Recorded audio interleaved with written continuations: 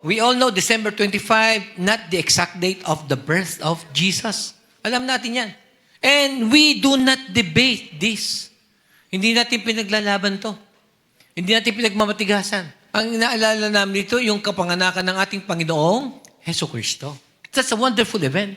Kaya hindi natin kakalimutan. Bakit? Dahil isang araw, ikaw at ako makasalanan. Bumaba ang Diyos. Nagkatawan tao. In fact, siya lamang yung Diyos na kung saan nagkatawan tao, there's no one. Wala na. So, ibig sabihin nun, yung ating pag-alala sa ginawa ay karapat-dapat lang. So, this Christmas, sabi mo, this Christmas, it is our choice to be, happy.